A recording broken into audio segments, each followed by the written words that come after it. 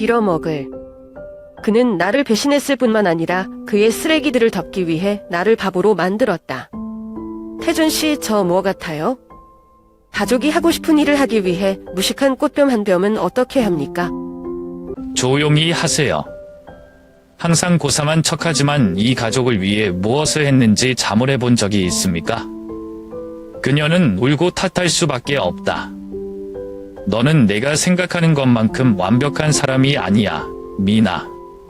희미한 기억과 가혹한 진실 사이에서 서울에 사는 32세의 여성 정민아는 심각한 교통사고를 당한 후 자신의 삶을 재정비하려고 노력하고 있다. 깨어났을 때 저는 기억의 일부를 잃는 것에 직면했을 뿐만 아니라 제가 태어난 것을 전혀 기억하지 못하는 나이의 엄마가 되어야만 했습니다. 그 뒤에는 배신, 거짓말, 모든 것을 파괴하는 위협의 비밀이 있다. 마음의 상처와 새로운 시작 사이에서 진실을 찾고 내 인생에서 유일하게 빛을 주는 무고한 아이 유나와 함께 나아갈 수 있을까? 저는 서울에 사는 32살 전미나라고 합니다. 거리는 항상 사람들로 가득 차 있고 밤새도록 불빛이 환한 삶의 리듬이 멈추지 않는 도시입니다. 병원에서 눈을 떴을 때 몽롱한 느낌이 사물을 뒤덮었다. 하얀 천장과 눈에 들어오는 불빛으로 나는 본능을 꼭 감았다. 의사의 말이 귓가에 울렸고 긴 악몽에서 깨어난 것 같았다. 나는 사고를 당했고 2주 이상 혼수 상태에 빠졌다. 하지만 거기서 그치지 않고 그 다음에 그가 한 말은 저를 완전히 혼란스럽게 만들었습니다. 저는 막 건강한 여자아이를 낳았습니다. 시간이 멈춘 것 같아요. 나는 전에 무슨 일이 있었는지 기억할 수 없다. 사고 전에는 하루 늦게 퇴근해 강남의 사무실에서 돌아오는 택시를 타고 있었다. 머릿속으로는 어떻게 하면 새로운 프로젝트 아이디어를 받아들이도록 상사를 설득할 수 있는지 계산에 몰두했다. 어쩐지 다음 순간 제가 여기 누워있는 걸 보게 되네요. 의사가 제가 환영할 마음의 준비가 안 된 아이에 대해 이야기합니다. 그때 내 옆에 있던 사람은 엄마였다. 광주에서 온 어머니는 소식을 듣고 바로 서울행 급행열차를 탔다. 그녀의 얼굴은 시척했고 눈은 다크서클로 근심을 숨길 수 없었다. 그녀는 내 손을 잡았고 그 손은 떨렸지만 여전히 미소를 지으며 위로하려고 했다. 너는 괜찮으면 좋겠다. 그리고 손녀딸, 그녀는 정말 사랑스럽다. 할머니는 그 말을 했지만 눈빛에는 불안한 하늘이었다. 저는 느꼈어요. 왜냐하면 저도 그랬거든요. 여기 있어야 할 남편이 나타나지 않네요. 우리는 몇 달 전에 이혼 서류에 서명했다. 이것은 아무도 예측할 수 없습니다. 내 인생은 여전히 혼란스러운데 어떻게 내가 새로운 삶을 받아들일 수 있을까? 모든 것이 너무 갑작스럽고 너무 혼란스러워서 저는 이 현실을 직시하기 위해 어디서부터 시작해야 할지 모르겠습니다. 임신한 기억도 없고 출산한 기억도 없어요. 자그마한 여자아이가 얌전히 누워있는 침대 옆 요람을 보니 가슴이 답답할 정도로 낯설기만 했다. 아기 유나, 이름이 언제부터 정해졌는지는 저도 잘 모르겠습니다. 남편 김태준 씨는 모든 것이 제 궤도에 오른 것처럼 자랑스러운 눈빛으로 밝은 표정으로 서 있었다. 하지만 그와는 전반대로 내 마음은 혼란스럽고 소외된 감정일 뿐이다. 내가 왜 그렇게 느끼는지 이해가 안 돼요? 예전에는 엄마가 되면 정말 기쁠 거라고 생각했었어요. 하지만 지금은 상황이 묘한 꿈 같아서 도저히 어울릴 수 없다. 유나를 볼 때마다 눈에 보이지 않는 거리만 보인다. 그녀가 자신의 피라는 것을 알면서도 내 마음은 움직일 수 없었다. 한때 깊이 사랑했던 김태준도 이제는 낯설게 느껴졌다. 그는 매일 저를 찾아오고 큰 가방을 들고 그녀를 위해 항상 관심을 보였습니다. 하지만 그의 모든 눈빛, 모든 몸짓은 나를 완전히 믿을 수 없게 만드는 무언가를 담고 있는 것 같다. 내가 혼수 상태에 있는 동안 그가 무엇을 했는지, 무슨 말을 했는지 나는 알 수 없었다. 나를 가장 짜증나게 하는 것은 내가 사고에 대해 물어보려고 할 때 그의 침묵이다. 그는 항상 나를 알기를 원하지 않는 무언가가 있는 것처럼 회피하고 다른 이야기로 돌린다. 한 번은 그가 막방을 나갔을 때 나는 어머니가 한숨을 쉬시는 것을 들었다. 그녀는 연민과 걱정의 눈으로 나를 바라보았다. 미나, 엄마가 말을 해야 될지 모르겠는데 너랑 태준이가 예전에 무슨 큰일이 있었던 것 같아. 정말 기억이 안 나? 저는 조용해요. 기억을 더듬어 보려고 하면 할수록 머리가 옥신옥신 쑤신다. 어떻게 되었을까요? 그리고 왜 내가 이 삶에 속하지 않는다고 느낄까요? 불안의 점점은 젊은 간호사가 생각지도 못한 어떤 것을 무심코 꺼냈을 때였다. 그날 남편이 너무 걱정해서 수술실 밖에서 울었던 거 기억나요? 다들 완벽한 남편이라고 생각해 그녀는 미소를 지었으나 눈빛은 뭔가 특이한 것을 스쳐 지나가는 것 같았다. 그날 태준이는 왜 울어요? 제 사고는 정말 예상치 못한 사건이었나요? 아니면 제가 몰랐던 숨겨진 것이 또 있나요? 점점 더 많은 질문들이 내 마음에 밀려왔다. 하지만 그 답을 어디서부터 시작해야 할지 모르겠습니다. 유나, 태준, 나 자신 모두 한 폭의 그림 조각처럼 전경을 제대로 볼 수 없었다. 강남 아파트로 돌아온 뒤 모든 것이 예전처럼 낯설어 보이지 않는다. 나는 이 아파트의 깔끔하고 현대적인 공간을 사랑했지만 지금은 모든 벽에 내가 모르는 비밀이 숨겨져 있는 것처럼 답답함을 느끼게 한다. 처음에 항상 자상한 척하던 태준이가 갑자기 변해가지고 그는 이사는 시기에 나를 피하기 시작했다. 그는 책상이나 소파에 종종 아무렇게나 놓여있던 그의 전화기를 항상 곁에 두고 있다. 한 번은 그가 샤워를 할 때 나는 부엌 식탁에서 전화벨이 울리는 소리를 들었다. 본능적으로 그쪽을 바라보다가 한 메시지와 함께 화면이 밝아지는 것을 보았다. 별표 오빠 보고 싶어요. 언제 오나요? 별표. 나는 놀라서 시간이 멈춘 느낌이었다. 오빠. 이 단어는 혼동할 수 없는 서로 매우 가까운 사람들만 사용하는 친밀한 표기법이다. 보낸 사람 누구야? 동료나 그가 언급하는 것을 들어본 적이 있는 사람이 아닌 완전히 낯선 이름. 내가 질문을 하자 태준은 얼핏 놀랐지만 이내 침착함을 되찾았다. 그는 웃으며 그냥 장난치는 동료라고 말했지만 당황한 눈빛과 황급히 메시지를 삭제하는 모습은 나를 믿을 수 없게 만들었다. 그때부터 의심이 머릿속에 일기 시작했다. 어느 날 밤 유나가 깊이 잠들었을 때 태준이의 휴대전화를 확인하기로 했다. 그런데 비밀번호를 바꿨어요. 나는 좌절감을 느꼈고 내 삶에서 밀려나는 것 같은 불쾌감을 느꼈다. 다음날 아침이 되자 나는 능청스럽게 물었다. 태준 씨, 요즘 바쁘신가 봐요. 일 때문에 스트레스 많이 받나요? 그는 나를 보고 약간 어색한 표정을 지으며 다른 이야기를 꺼냈다. 제 오랜 친구 지은이가 전화했을 때 모든 게 더 이상했어요. 그녀는 대학 시절부터 나의 절친한 친구였지만 우리는 내가 결혼한 후로 연락이 뜸했다. 미나, 일전에 태준이가 이태원에서 젊은 여자랑 같이 있는 거 봤어. 그들은 친해요. 제 심장이 꽉 조여요. 이태원. 그날 저녁 태준이가 늦게까지 야근해야 된다고 저한테 얘기했어요. 저는 제 사고가 단순한 사고가 아닌지 궁금해지기 시작했습니다. 그가 회피하고 습관을 바꾸는 것부터 내 기억의 공백까지 애매한 세부사항들이 내 마음속에 다시 합쳐지기 시작했다. 누가 너에게 문자를 보냈니? 그리고 왜 내 주변의 모든 것이 가볍게 만지면 부서질 수 있는 껍데기처럼 느껴질까? 저도 알아요. 답을 찾으려면 전 맞서야 해요. 하지만 제가 가장 두려워하는 것은 제가 발견하게 될 것입니다. 그날 태준이가 샤워를 하고 있을 때 제가 소파에 앉아 있는데 깜빡하고 안 가져간 핸드폰이 손에 있었어요. 그것을 내려놓을지 열어볼지 나의 마음은 투쟁으로 가득 차 있다.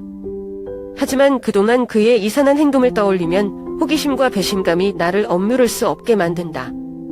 유나의 생일인 비밀번호를 입력하자 손이 떨렸다. 화면이 열려요.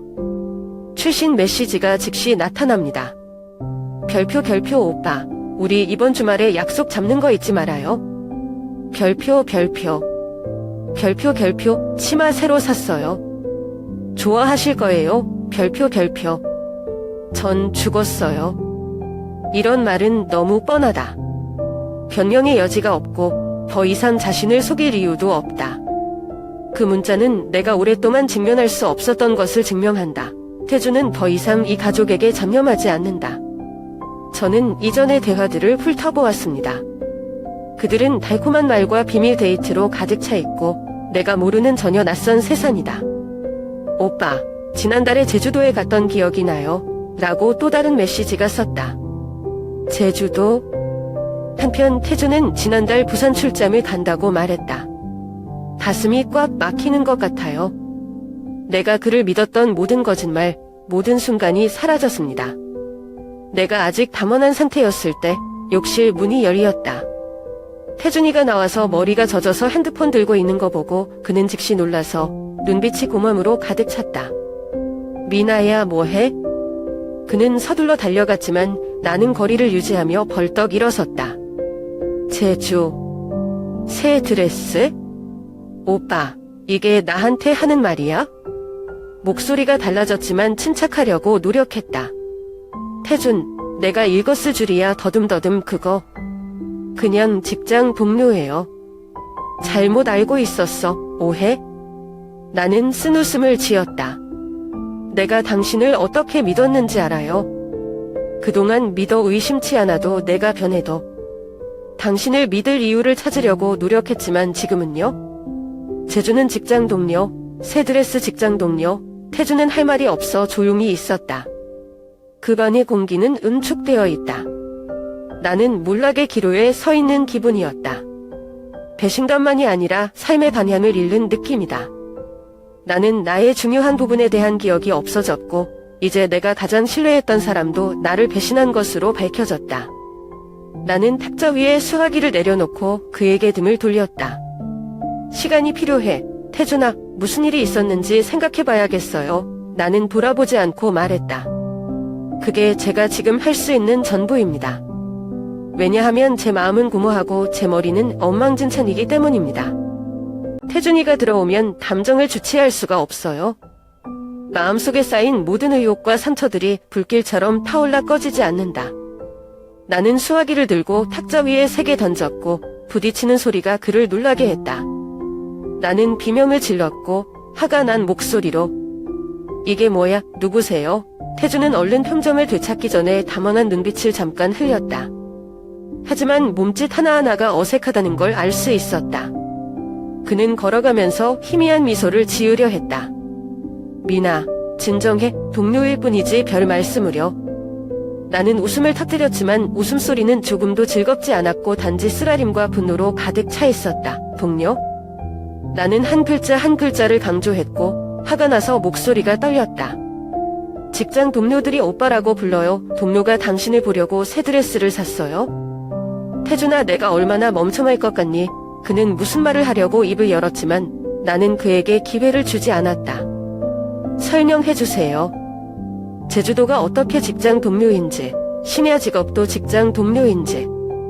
내가 뭘 모를 것 같아. 태주는 얼굴이 천백했지만 변명을 고집했다. 미나, 내가 오해하고 있어? 진짜 아무것도 아니에요. 그는 멈춰 서서 더 이상 할 말을 찾을 수 없는 것처럼 어리둥절했다. 그의 침묵은 내 마음의 불길에 기름을 붓는 것과 같다. 그냥 뭐? 말해줘요. 그녀는 그냥 거예요. 나는 그에게 다가가서 그의 변색된 얼굴에서 시선을 떼지 않았다. 만약 단지 동료였다면 왜 그런 메시지가 있었을까요? 당신은 왜 나를 숨기는 겁니까? 휴대폰 비밀번호 왜 바꿨어요? 태주는 궁지에 몰린 듯 한숨을 쉬었다. 미나, 내가 틀렸다는 걸 인정해. 하지만 이해해야 한다. 그동안 많이 변했어요. 사고 후 나는 더 이상 예전의 내가 아니다. 어떻게 대처해야 할지 모르겠어요. 나는 놀라서 강한 타격을 입은 것 같았다. 뭐라고요? 내 사고? 그래서 날 배신한 거야? 난 널 배신하지 않아. 그는 소외감을 느꼈다. 우리 모두는 변했어요, 미나. 저는 그냥 대화할 사람이 필요해. 나는 쓴웃음을 지었고 눈물이 뺨을 타고 흘러내렸다. 얘기할 사람이 필요합니까? 그리고 당신의 해결책은 나를 배신하는 것인가요? 그 모든 일이 있은 후 나를 속인 것인가? 그 밤은 숨막힐 정도로 조용했다. 태주는 고개를 숙여 대답하지 않았다. 이때 나는 고통스러운 진실을 깨달았다. 우리 사이의 격차는 단지 거짓말이 아니라 돌이킬 수 없는 파탄이었다. 앞에 있는 남자를 더 이상 알아볼 수 없고 어쩌면 그는 더 이상 내가 사랑했던 태준이 아닐 수도 있다. 태준이가 핸드폰을 뺏으려고 달려오는데 내가 더 빨라. 나는 그것을 바닥에 세게 던졌고 쨍쨍하고 부서지는 소리는 차가울 정도로 조용한 공간에서 울려 퍼졌다. 전화기와 그의 모든 거짓말은 이제 산산조각으로 흩어져 있습니다. 당신은 망할 놈이에요. 나는 분노와 분노로 목이 쉬면서 소리를 질렀다. 내가 병원에 누워있는 동안 삶과 죽음의 경계에서 다른 사람과 함께 외출했습니까? 어떤 남편이에요? 태준은 말없이 고개를 숙였다. 그의 침묵은 나를 더욱 자제력을 잃게 했다. 나는 오랫동안 억눌려온 모든 감정이 분출하고 더 이상 막을 수 있는 것이 없다고 느꼈다. 나는 우리가 자랑했던 결혼기념일 선물인 책상 위에 있는 꽃뱀을 손으로 집었다. 나는 그것을 바닥에 던졌고 파편이 사방으로 흩어졌다. 태준과 내가 환하게 웃던 벽에 걸린 가족사진 액자도 내 손에 잡혀 산산조각이 났다. 미나, 그만해. 정신 나갔어? 태준이 담원한 목소리로 외쳤다. 그는 달려와 내 손을 잡으려고 했지만 나는 그를 강하게 밀어냈다. 나는 돌아서서 눈물이 멈추지 않았다.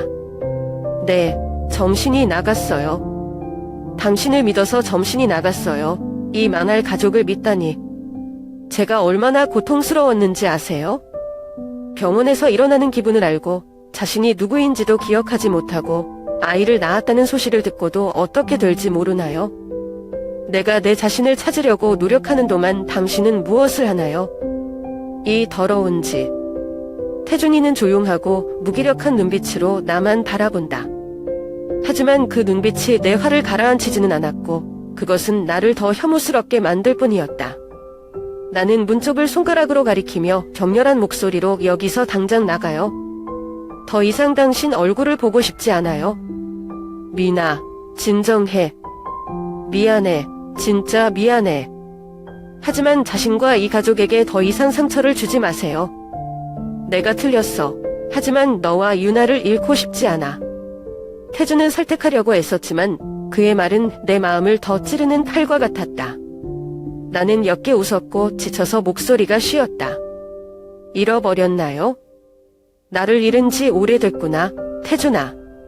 그가 나를 속이는 것을 선택한 순간부터 그는 손으로 이 가족을 파괴했다. 여기서 나가요? 지금 당장. 태준은 무슨 말을 더 하자는 듯 잠시 말없이 서 있다가 결국 고개를 숙인 채 한숨만 내쉬었다. 그의 등 뒤에서 문이 닫히는 소리가 마치 종지부를 찍는 것처럼 들렸다. 텅 빈 방에서 자네 사이로 얼굴을 감싸고 흐느껴 울었다. 이제 배신에 대한 상처뿐만이 아니라 한때 나의 전부였던 무언가를 잃는 느낌이다. 유나는 옆방에서 조용히 잠을 자다가 문득 깨달았습니다. 어쨌든 저는 제 발 밑에 유리 조각처럼 마음이 부서져도 제 딸을 위해 계속 살아야 한다는 것을요. 논란의 와중에 태준의 고백은 청천벽력 같았다. 당신이 혼수 상태에 있는 동안 그녀를 만났어요. 일부러 그런 게 아니라 그냥 외롭고 대화가 필요해. 나는 조용히 서 있었고 그의 모든 단어는 내 가슴에 차가운 칼처럼 꽂혔다. 고통, 분노, 절망을 동시에 느끼면서 나는 거의 숨을 쉴 수 없었다. 외로워? 나는 반복했다. 거의 목소리가 갈라졌다. 내가 병원에서 목숨을 빼앗고 있을 때 당신은 외로움을 느낍니까? 태준이는 얼굴을 숙이고 감히 나를 똑바로 쳐다보지 못한다. 그는 미나, 미안해. 내가 틀렸다는 거 알아? 근데 그때 몰라. 널 영원히 잃을 수 있다는 걸 매일 마주하는 느낌. 나는 끊고 신랄한 목소리로 말했다. 그래서 나와 함께 있는 대신, 엄마와 함께 기다리는 대신 당신은 자신의 감정을 달래기 위해 다른 여자를 찾으러 갔나요?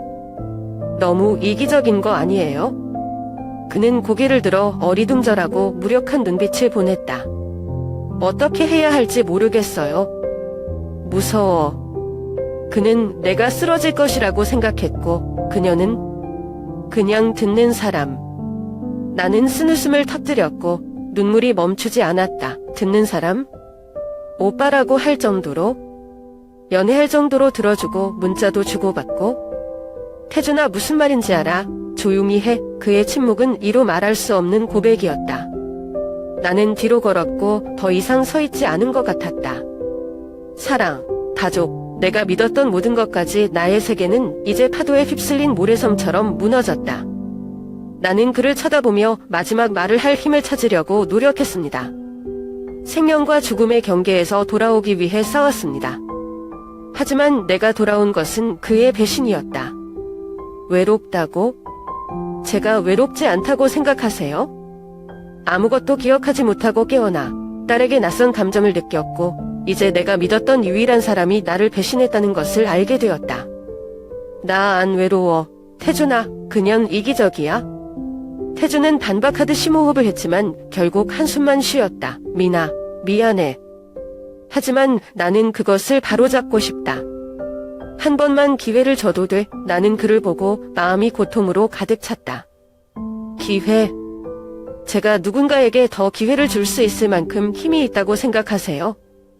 아니야. 태준아, 당신의 기회는 끝났어요. 당신이 나에게 등을 돌리기로 선택한 그날에 나는 방에 들어가 문을 쾅 닫고 그를 내버려두고 무거운 침묵으로 그곳에 서 있었다. 나는 여전히 눈물이 흘렀지만 마음속에는 단 한 가지 결정이 남았다.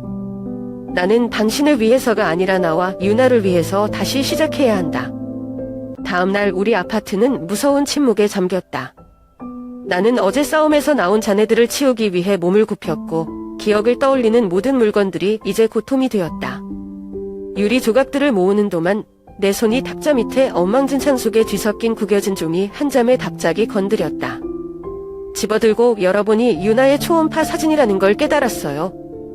유나의 존재에 대한 최초의 증거였죠. 저는 이 사진을 아주 조심스럽게 간직하고 있습니다. 그 시절의 기억이 아직도 어렴풋이 남아있음에도 불구하고 제게 새로운 생명이 도래했다는 것을 상기시켜주듯이 말이죠.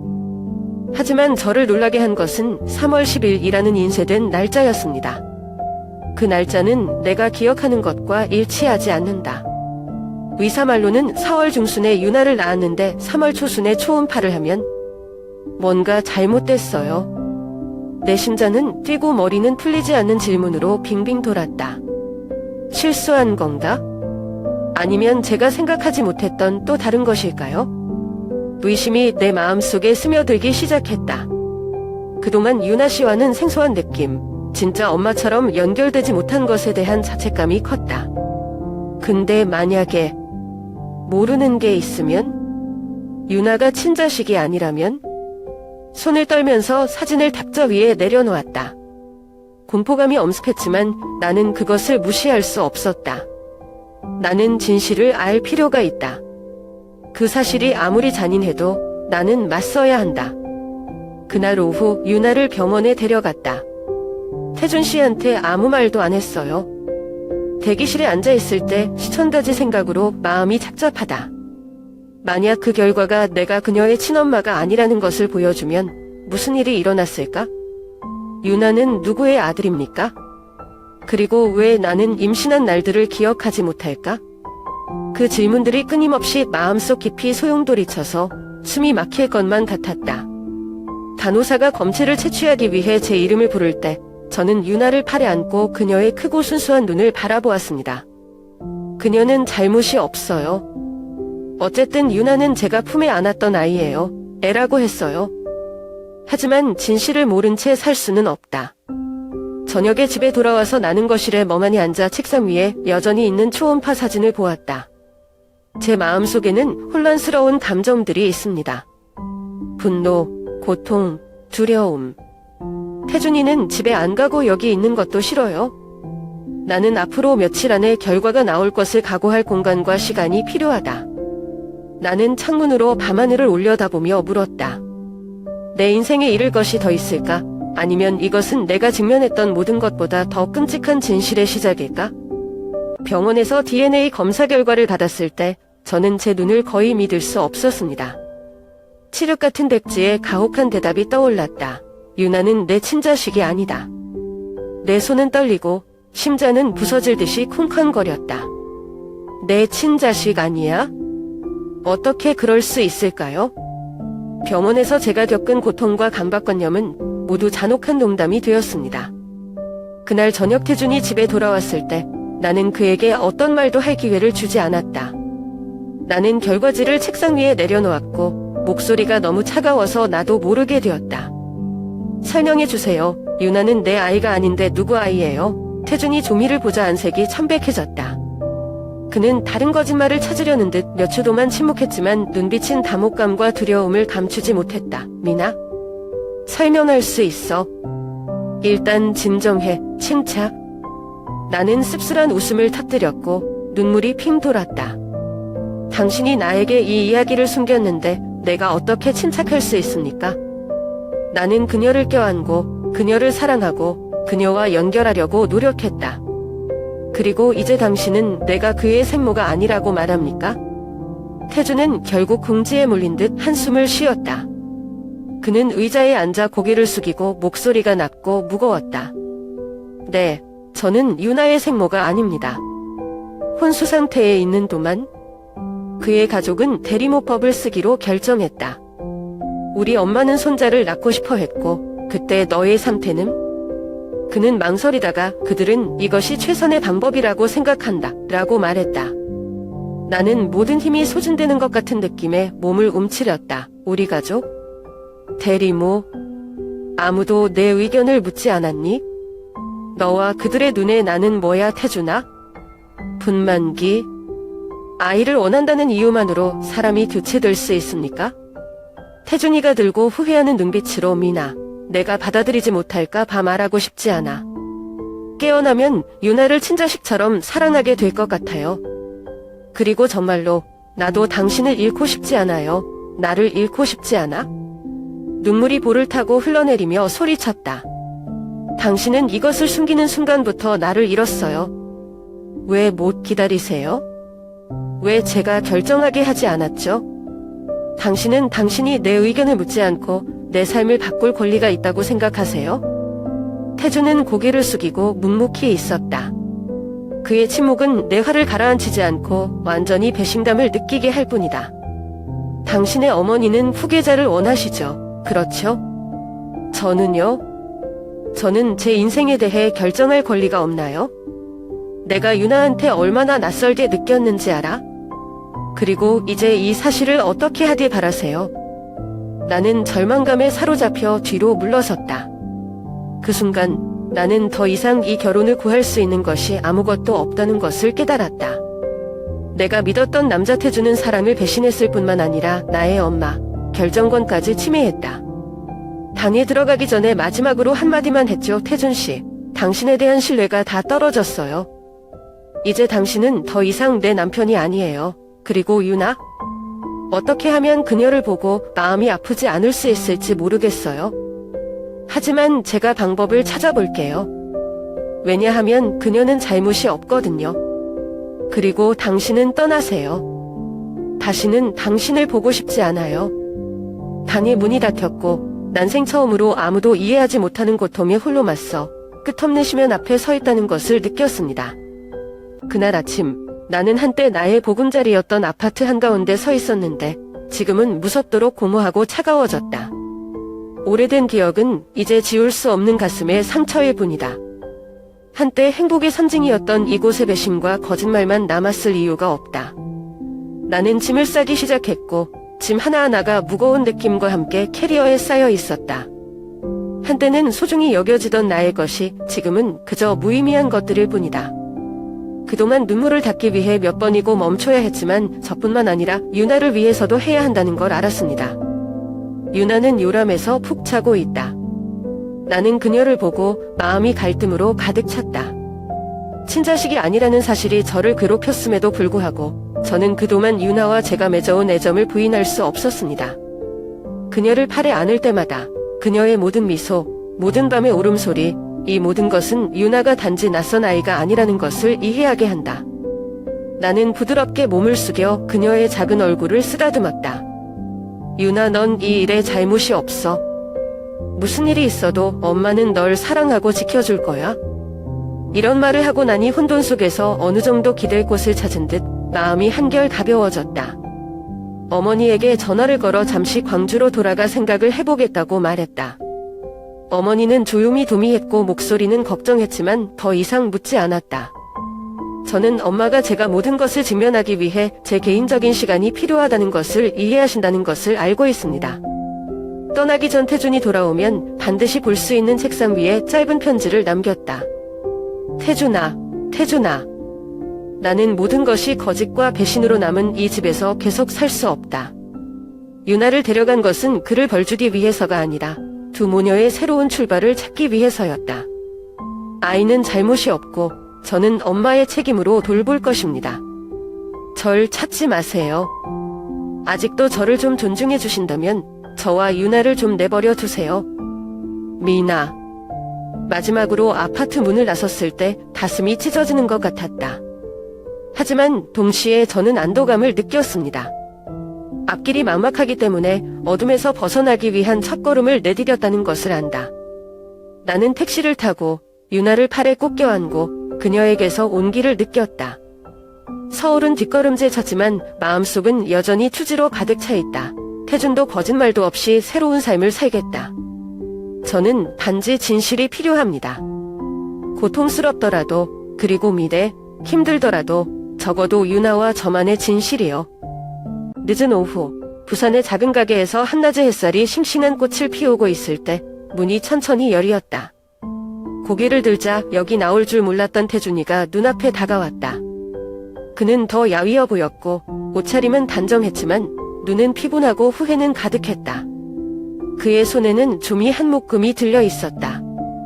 나는 그것이 무엇인지 즉시 알았다. 이혼 신청서.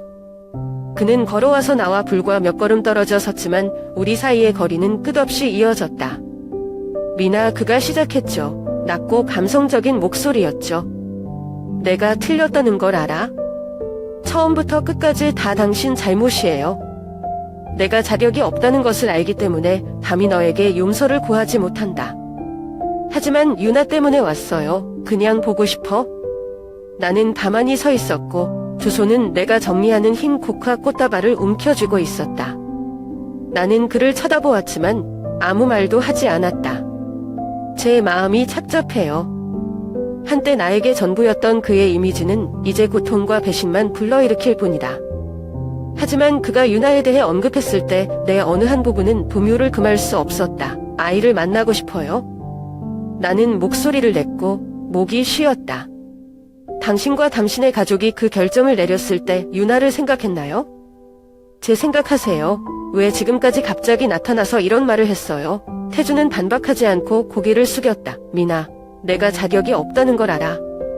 근데 유나는, 어쨌든 그녀는 여전히 당신의 아이입니다. 나는 그녀를 떠나고 싶지 않고 당신의 삶에 없는 아버지가 되고 싶지 않다. 그의 말은 내 마음 한구석에 와 닿는 것 같았다. 유나, 그녀는 잘못이 없어. 저는 항상 제 딸을 보호하겠다고 스스로에게 약속했고 제 상처가 그녀에게 영향을 미치지 않도록 하겠다고 약속했습니다. 하지만 태준이를 다시 그녀의 삶으로 돌려보내는 것이 옳은 일일까요? 나는 침착함을 유지하기 위해 눈물을 닦고 숨을 깊이 들이마셨다.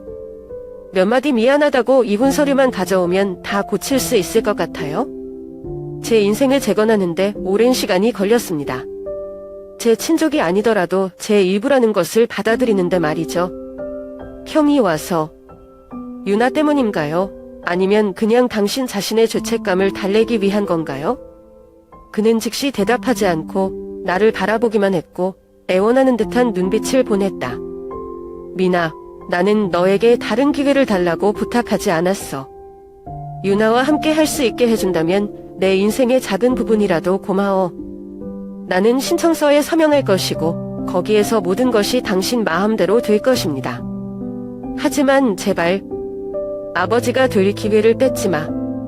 나는 돌아서서 눈물이 멈추지 않았다. 제 머릿속에는 해답이 없는 일련의 질문들이 있습니다. 유나를 친아버지와 멀리 떨어지게 하는 것이 제가 이기적인가요? 하지만 만약 그렇다면 제가 다시 상처받을 수 있는 문을 열고 있을까요? 나는 석연히 꺼지고 있는 창문을 통해서 보았다. 병원에서 깨어났을 때부터 제 삶은 너무 많이 바뀌었습니다. 그리고 이제는 모든 것을 다시 바꿀 수 있는 결정을 내려야 합니다. 돌아서서 태준이의 기다리는 눈빛을 마주했지만 마음은 아직 대답이 없었다. 용서가 약함과 같은 의미일까요? 아니면 때로는 용서하는 것이 자신을 자유롭게 하는 것일까요?